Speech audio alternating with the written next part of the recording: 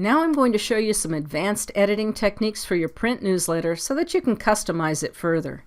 In this tutorial, I'm going to show you how to change branding colors, how to type over the text of existing elements, such as those call to action boxes, and how to paste content from an outside source.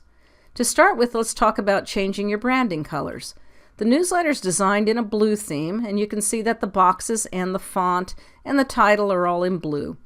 If you want to change the colors all at once, you come up to the editing ribbon at the top of your screen.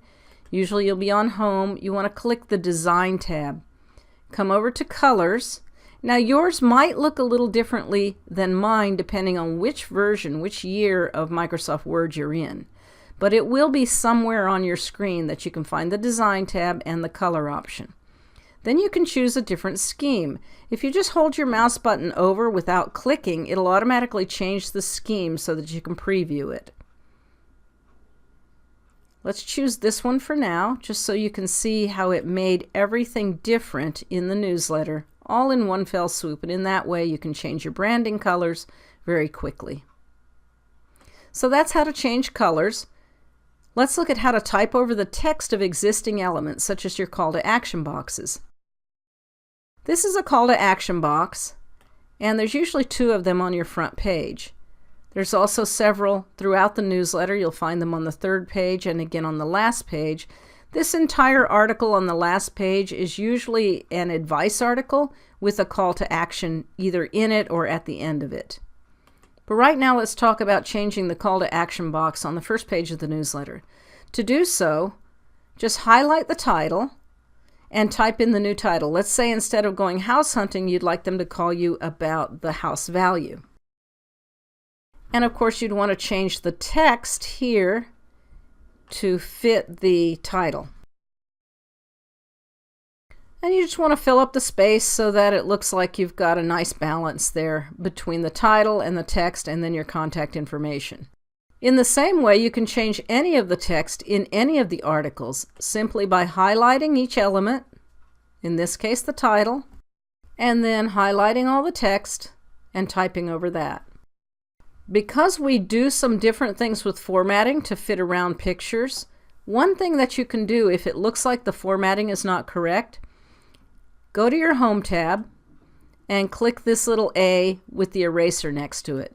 And it'll put the formatting back into our default formatting, which is what you're looking for here. Now if I did that in the title, if I click this, it's going to put it back into the normal style because the eraser tag goes back to normal. If I want to put it back into a heading, I can choose the heading 1 or the heading 2 depending on the sizing that I'm looking for.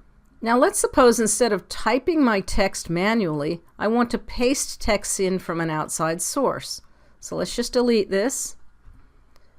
I have my title in here. I need to add a space so that I'm down on the next line down. I don't want this picture, which was from the previous article, so I'm going to highlight it and click delete. And remember, I'll talk with you about working with pictures in the next video.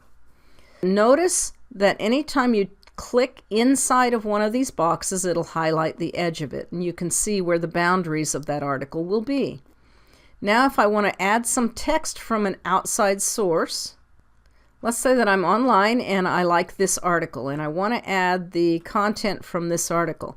I've highlighted this, I've right-clicked, copy, and now I'm going to go down to my newsletter again, open that up, and with my cursor here where I want to start the text, I'm going to paste, or I can right-click and paste.